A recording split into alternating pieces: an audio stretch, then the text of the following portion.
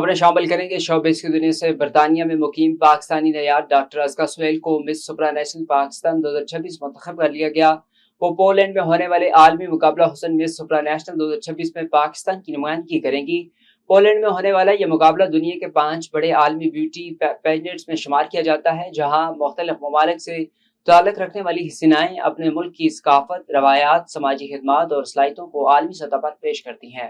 Pakistani showbiz industry کے 2 معروف اداکار علی رحمان خان اور سونیا حسین پہلی بار فلم ڈبل سیاپا میں مرکزی کرداروں کے ساتھ ناظرین کی توجہ حاصل کرنے کے لیے تیار ہیں۔